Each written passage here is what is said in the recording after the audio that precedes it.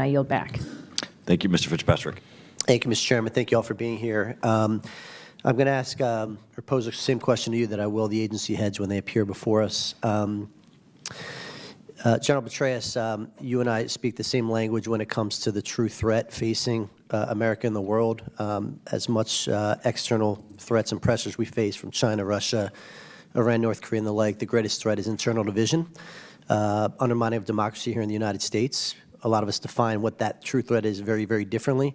As it pertains to this committee, drilling down on it, I believe the biggest threat to our country, to exactly what you point to, is a politicization of our intelligence community and their agencies. I spent 14 years in the Bureau. I never saw it. If I ever did, I would have called it out. In my oversight role in Congress, I have seen that it does, in fact, has happened, does exist, both in the Bureau and the agency. Granted, it is the exception and not the rule, but it's there. And just like our local communities are made less safe when the communities lose faith in the police departments that protect them, so too our nation is less safe when the American public loses faith and confidence in the intelligence community that is designed to protect them.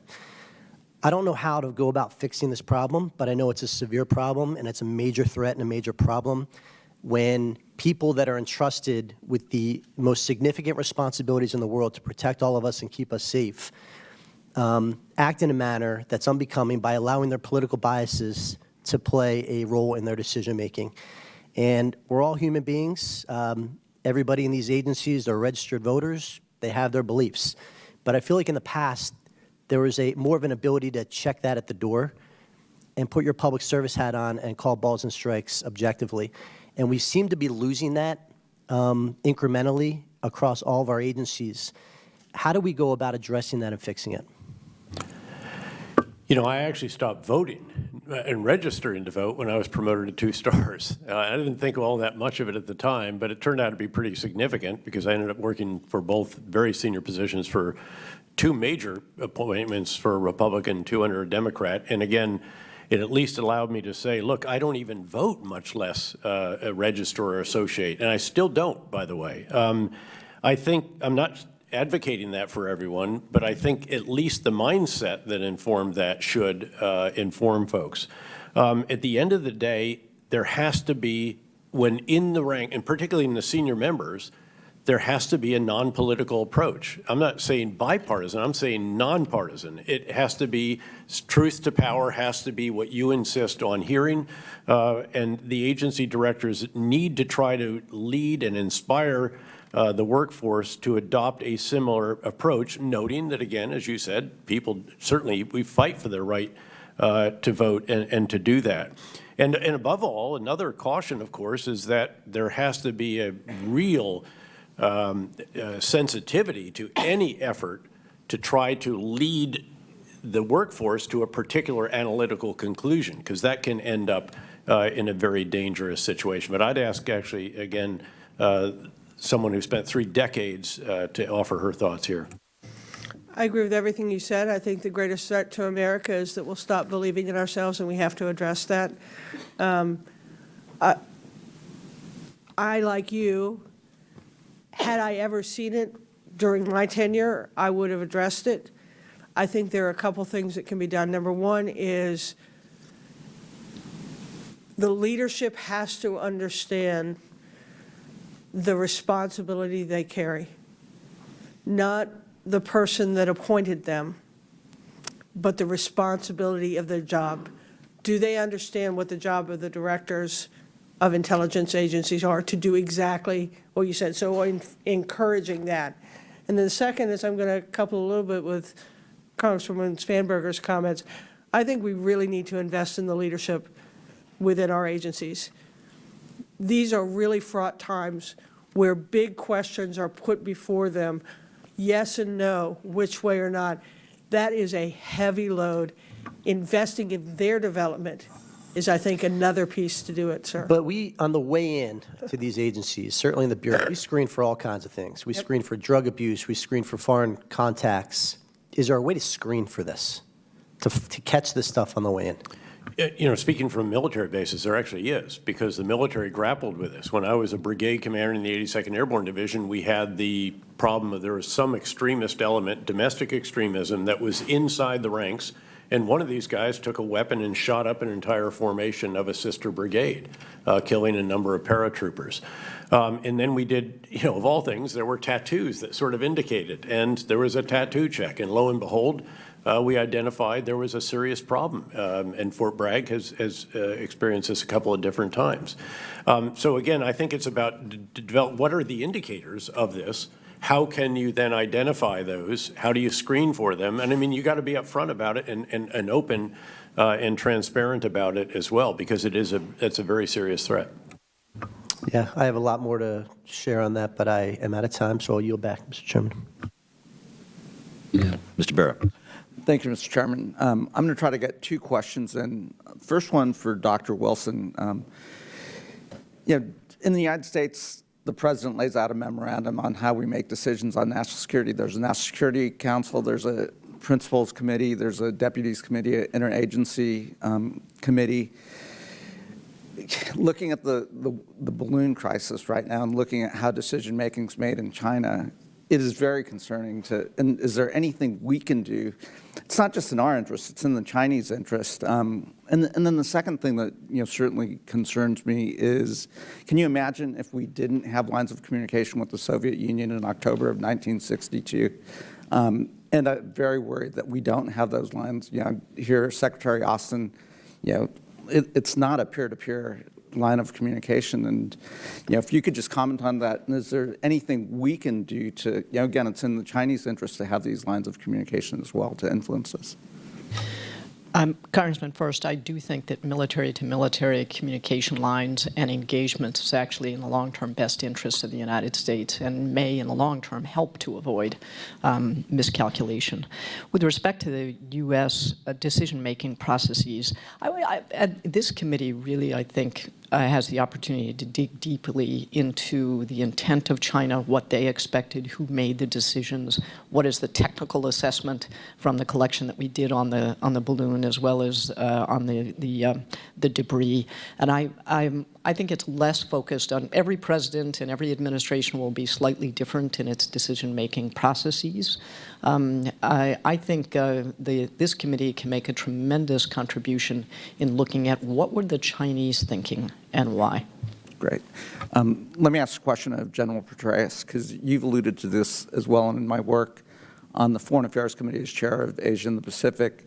We did introduce legislation to look at expanding a workforce that understands Chinese culture, understands Chinese language, because it did serve us well during the Cold War. We created a generation of experts on the Soviet Union, and we're playing a long game here with China. And so, with the chair of the Select Committee here, I think that is something that we ought to invest in and look at. And then I guess the real question is, you've also alluded to expertise that exists in the military, folks that are there.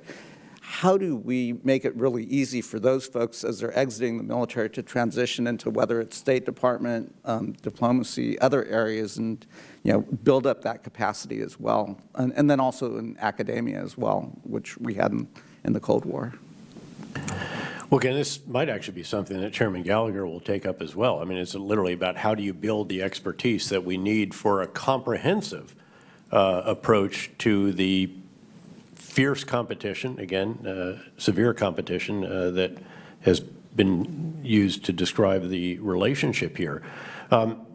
Within the military, there are actually a number of initiatives in recent years that actually do enable the services to develop people. It's much easier to go to graduate school now than it was in my day. I was an anomaly, and I was told that I was committing professional suicide when I went to graduate school instead of the Ranger Regiment. So it's I think there are a number of advances actually in the military. I'd like to see them more in the main civilian agency in the intelligence community, the CIA, as I have highlighted several times. And then in terms of going back and forth in government, of course, it just has to be attractive. And in terms of the Foreign Service, I think there's been quite a hemorrhaging of talent from the Foreign Service in recent years. It's for your Foreign Affairs Committee to address what is it that Congress can do to enable the Department of State to ensure that it is not losing talent and that it is capable of attracting the best and brightest to its ranks as Foreign Service officers? That's certainly something that we've raised. We did lose a lot of exceptional mid-career talent, over the past few years. How do we bring those folks back? How do we bring them back where they've lost some tenure and so forth, but recognize that? And that is something that I do think hinders us. I think empower the Secretary of State to take actions that incentivize people to do that. Right. And with that, Mr. Chairman, I will go ahead and yield back. Chairman Turner has stepped out, but he's given me the authority to recognize myself for 5 minutes. General Petraeus, I once worked for an Army officer who told me that the key task of a strategic leader is to get the big ideas right and communicate those big ideas relentlessly through the organization and externally. As I read your testimony, a few big ideas come out. One seems to be that humans are the center of gravity in the IC. And you've talked, I think, persuasively about sort of adopting some of the best practices from the military and applying it to the IC. I wonder, however, do you think the military does a good job of developing deep regional expertise, particularly as it pertains to China? For example, if as I assume General Breedlove would agree, if you were of a certain generation in the military during the old Cold War, you probably knew a ton about the Soviet Union in a way that I'm just not sure exists in the present day with respect to the Chinese Communist Party. I think we're shooting behind the target. I think we didn't build that bench sufficiently in advance. We were preoccupied, to be sure. I think we're racing now to catch up, and also racing to also find where are the old Soviet and Russian experts that we can put our hands on as well. I mean, when it comes to that, I believe there are some career management issues that are challenging in the military as well, and that is that many of our foreign area officers, which is where much of this expertise resides, have to choose between that and the operational path. I think that was a mistake. We did get much better foreign area officers, but they can't ever continue. It's very rare that a foreign area officer is promoted, for example, to brigadier general, much less to 2 stars, and yet we need those individuals on the staffs of, say, USUCOM and CENTCOM and the others, but they're not there because they're not in the pool. They couldn't make that very tiny little cut when it goes to flag rank because they didn't command. And I'd like to see us modify it so that some of the foreign area officers can do what General Abizaid did, for example, which is still command a battalion, brigade, division, and all the way on up to central command, instead of being shunted off into a career path that only allows them to be attachés and foreign military sales individuals like that. So there's a lot about that. For what it's worth, the same is true of the strategist program, which you have to choose between strategy and operational. I always thought that you actually wanted some commanders who actually knew something about strategy, and why you'd only make them your special assistant instead of the person actually at the top was beyond me. Well, I'm glad that pesky PhD from Princeton didn't kill your career, General. Well spoken by a fellow Princeton graduate. Thank you. I'd ask General Breedlove and then Dr. Wilson to comment on the same question, and perhaps comment also on what countries besides China itself might be ones that we want to prioritize as we develop deep regional expertise in the IC. Well, I just want to echo what General Petraeus has said. The way that we sort of, by process of unselection, don't recognize the talents that we need in our foreign area experience is really needs to be changed. We've tried this before in our Air Force. We tried to create a path that was going to fix this problem, and it just doesn't. It's about culture and the way that boards look at people who are going to command or be promoted. And until we change that culture, it's just probably not going to work. And sir, I apologize, but I don't want to be a broken record, but we used to have a lot of experience on Russia. Now we don't. So I would add Russia back to that list. Bare Essentials was a program started by the previous 2 that worked with me, and they were trying to bring back talent. But Russia would be on my list. Great. Dr. Wilson. Congressman, certainly North Korea, Iran, Russia, China, but I would also add that to what's been said here, that deep regional understanding is undervalued sometimes. We think that analytical skill is fungible, that if you're an analyst on Latin America and we need to surge to cover Eastern Europe, that we'll just reassign. To some extent you can, but you miss that deep experience, and that's true in the military as well as the IC more generally. We did in the Air Force increase the number of PhD slots available and start to treat them differently with respect to promotion, with a specialized desk that is supposed to manage PhDs because they're so valuable, and then separate out promotion tracks into 7 different buckets. And I hope over time that helps keep experience. And I'm out of time. I do think the reserve process has effectively grabbed some remarkable experts. In the Air Force, there's Oriana Mastro, obviously Vance Surchek in the Navy, and so that's also an opportunity. I don't know what the model would be for the IC, but thank you. I'm out of time. Mr. Scott. Thank you, Mr. Chairman. Ladies and gentlemen, thank you for being here. Ms. Plaskett and a couple of others have mentioned the failed states around the world or near failed states. I'd like to talk a little bit about paramilitary organizations. I was in the Lake Chad Basin area, close to Mali. French ISR picked up a mass grave where the Wagner Group had killed a bunch of people. And by the time the French put it out, Wagner had turned it around and convinced the leadership of the country that it was the French that did it.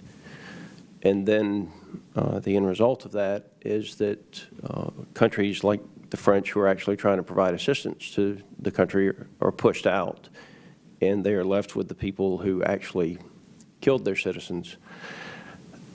How much are we missing with regard to what these paramilitary and private military companies and criminal empires are doing and the role that they play in destabilizing the world? This is a growing threat, actually, and Wagner is perhaps, I mean, they're the most exemplary, if you will, of the challenges that this poses. They have been, obviously, they're a central feature of the offensive going on in Bakhmut right now in southeastern Ukraine. They have been in Syria. They've been all over Africa. They're now being requested by a number of the autocrats in countries in Africa because they'll do what the autocrats want, which is mostly to keep them in power, and they can pay them with illicit gains from export of minerals and so forth. We have found it difficult to respond to that because, of course, actually rightly, we adhere to the rule of law. We often won't work with groups. The Leahy Amendment and so forth prohibit us from working with certain organizations when it comes to the U.S. military, though we have, again, very, very good special forces who are established for this, as you know, and within the Army, there's also essentially the advise and assist brigades that it has created that I think are very useful as well. And you get into the information domain, which is another battlefield, and so that's an element of this that you have to use to address it. But I was actually going to list paramilitary groups as a subset of the threats. In my statement got a bit long, and I'm glad that you raised it. There are covert action alternatives that we do have available, but again, there's just a finite number of individuals that can actually carry out these kind of activities. It's much, much smaller, I think, than people realize, or people that go to the movies and see these in action there. I think, if I may, General, I think one of the things we have to address is how fast we respond when we see it. And I think that we're going to have to push those authorities down. Yep. Yeah, this is like a political campaign, actually. During the surge in Iraq, one of the admonitions that was part of my counterinsurgency guidance was for public affairs, and it was be first with the truth. Beat the bad guys to the CNN Baghdad bureau office with the truth, as we know it. Not spin, not lipstick on pigs or anything else, the truth. Because you want to get the headline rather than the subheadline. If I can, General Breedlove, one of the things, and I know we rarely give the other party much credit. I think our intelligence community, and did a wonderful job with the intelligence on Ukraine. I think that the President did right to declassify that information so that the world was ready for the invasion as best they could be, at least expected it. Could you speak to the value of declassifying information when we have the confidence level that we have and the importance of that to the world? I think it's incredibly important. Congressman, I think you've heard me say before that our country has never really been in the information war in the way that China and Russia are. And I thought that what the president did was truly a strike in the right direction. He entered the information war with truth, and it made an impact. It didn't change significantly, but it did change Russia's approach. If I may, Ms. Gordon, you mentioned that China's intention is clear. It's been clear to most of us on this panel. Those of you who work in the intelligence community, Dr. Wilson, I know you're very much aware of it. It seems that corporate America has simply ignored the intentions. They've known. Is it time to declassify more of what we know that China is doing to America so that corporate America can no longer pretend that it Yes. isn't happening? Yes, they are national security decision makers. We need to help them be able to see it, and not with fragmentary information, but information that is enough for them to understand intention and their actions.